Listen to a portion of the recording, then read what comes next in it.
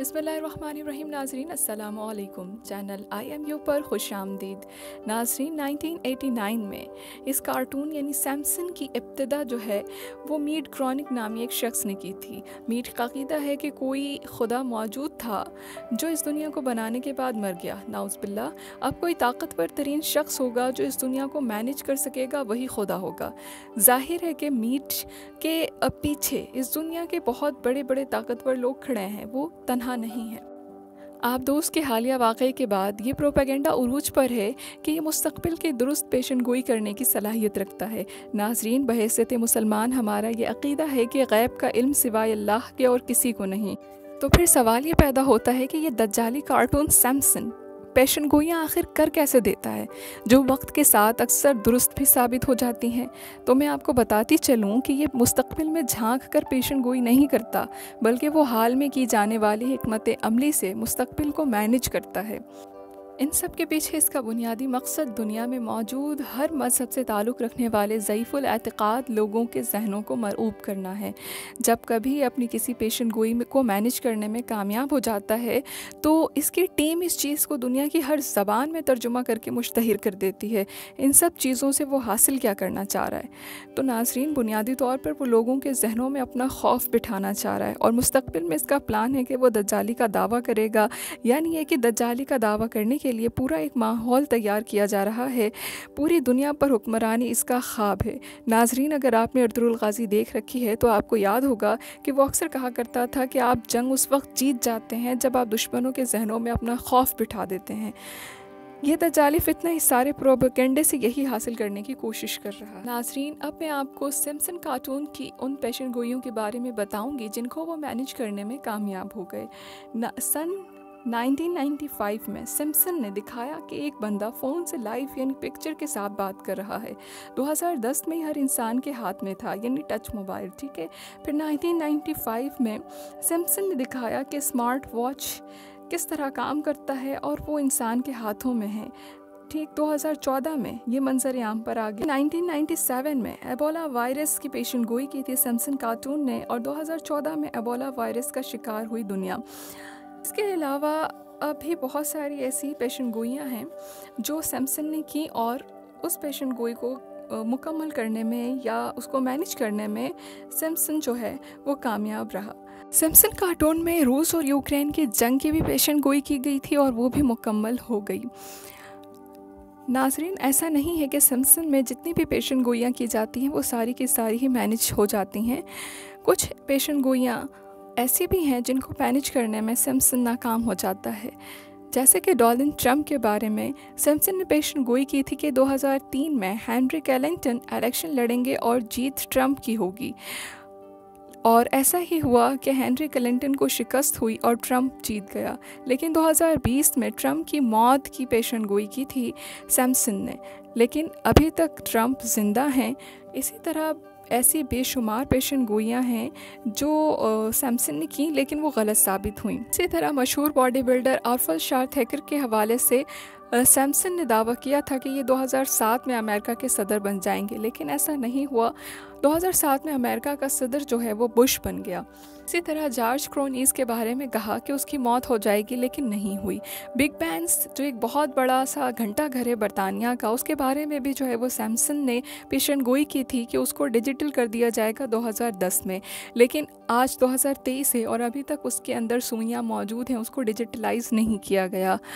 आपको बताते हैं कि सैमसन ने 2023 के लिए कौन कौन सी पेशन गोइयाँ की थीं और उनमें से कितनी पेशन गोइयाँ दुरुस्त साबित हो चुकी हैं। 2023 में शदीद ज़लज़ले आएंगे, ये सैमसन ने जो है वो दावा किया था और ये पाकिस्तान इससे सख्त मुतासिर होगा, ये भी जो है वो सैमसन कार्टून में दिखाया गया था।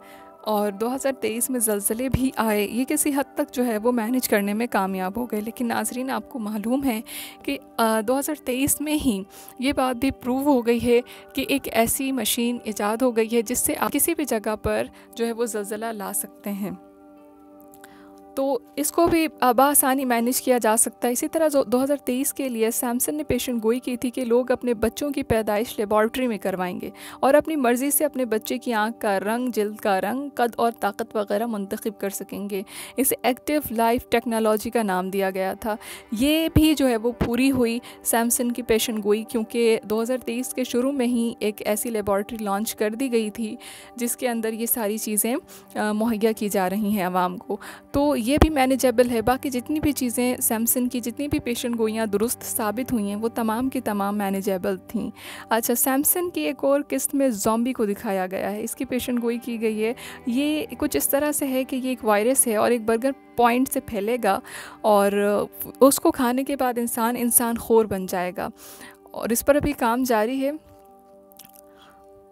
कार्टून सैमसन में एलन मस्क की मौत 2023 में दिखाई गई है। अभी तक तकरीबन आधा साल तो गुजर चुका है, लेकिन एलन मस्क अभी ज़िंदा हैं, आधा साल अभी बाकी है। ऐन मुमकिन है कि इसको भी मैनेज कर दिया जाए और फिर जो है वो आपको इस साल के आखिर में दोबारा से सैमसन के चर्चे सुनने पड़े।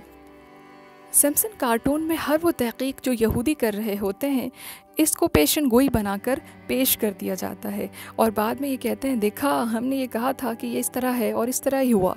इस तरह उन्होंने पूरी दुनिया को मरूब किया हुआ है। द सैमसन ने ये भी पेशन गोई की थी कि 2015 तक पाकिस्तान के टुकड़े हो जाएंगे, लेकिन अल्लाह ने करम किया और वो ये मैनेज करने में नाकाम हो गए। कोशिश तो उन्होंने बहुत की। इसी तरह एक और पेशन गोई पाकिस्तान के हवाले से उन्होंने की हुई है कि इंडिया और पाकिस्तान की जंग होगी, जिसमें इंडिया पाकिस्तान पर जो है वो बहुत बड़ा न्यूक्लियर अटैक करेगा। इसकी तारीख़ नहीं बताई गई। इससे ये साबित होता है कि वो इस कोशिश में लगे हुए हैं, लेकिन इंशाअल्लाह इस बार भी वो इसको मैनेज करने में नाकाम हो जाएंगे। हाल ही में जो आबदोज़ हादसा पेश आया, जिसमें शहज़ादा दाऊद और उनके बेटे जान की बाजी हार बैठे हैं, इनकी पेशन गोई भी जो है वो 2006 में सैमसन ने कर दी थी। अब इसको मैनेज किया गया है।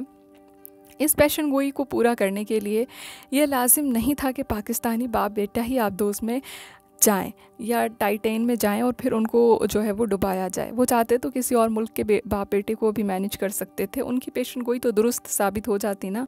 लेकिन पाकिस्तान की मशहूर फैमिली दाऊद ख़ानदान से बाप बेटे को इस पेशन गोई के मुताबिक डुबाने से उनको ये फ़ायदा मिला कि पाकिस्तान के वो सादा लोग जो पहले सैमसन के नाम से भी वाकिफ़ नहीं थे, वो ना सिर्फ अब इसके नाम से वाकिफ़ हैं, बल्कि ये भी इनके जहनों में बिठा दिया गया है कि ये मुस्तक़बिल की पेशन गोई करने वाला कार्टून है। ये आम इंसानों के फ़हम के ऊपर की चीज़ है। हालांकि हकीकत यह है कि ये मुस्तक़बिल में नहीं झांक सकता, बल्कि फ़्यूचर मैनेज करता है, और यही वजह है कि अक्सर नाकाम भी हो जाता है। नाज़रीन, जैसा कि आप जानते हैं कि जब टाइटेन आबदोज़ खोता लगाने जा रही थी तो इसमें एक मसला नोटिस किया गया था, लेकिन इसको सवारियों से पोशीदा रखा गया। यही वजह है कि जब आबदोज़ सतह समुंदर से 4000 मीटर नीचे गई और इस पर पानी का दबाव पड़ा जो कि 5800 PSI था, तो आबदोज़ टुकड़े टुकड़े हो गई। ये भी मुमकिन है कि जब आबदोज़ नीचे गई तो इसका टेम्परेचर बदलने लगा। जब गर्माइश बढ़ने लगी और उसका टेम्परेचर बदलने लगा तो अंदर की इस गड़बड़ और ऊपर के शदीद दबाव की वजह से आबदोज़ ब्लास्ट हो गई। आपने अक्सर फिल्मों में देखा होगा कि अपने मकासद हासिल करने के लिए दुश्मन की गाड़ी में फ़नी ख़राबी कर दी जाती है। आम ज़िंदगी में भी ऐसे वाक़यात रिपोर्ट होते हैं। तो क्या आबदोज़ को इस तरह मैनेज नहीं किया जा सकता? आज तक सैमसन ने जितनी पेशन गोइयाँ दुरुस्त साबित की हैं, उन सब को उन्होंने मैनेज किया है। आप 9/11 ही को देख लेना, किस तरह पेशन गोई की गई, फिर इसको बहाना बनाकर अमेरिका को अफ़गानिस्तान में घुसाया गया, लेकिन बिलाखिर ये बात साबित हो गई ना कि ये मैनेज किया गया था, ये फ्रॉड था। नाज़रीन, ये याद रखिए कि एक प्लान अल्लाह बनाता है और दूसरा इंसान, और जब इंसान के प्लान अल्लाह के प्लान के सामने खड़े होते हैं तो वो नीस्त और नाबूद हो जाते हैं। अब तक के लिए इतना ही। अपना ख्याल रखिए, मुखलिस रहिए, खुश रहिए, दुआओं में याद रखिए। अल्लाह निगहबान।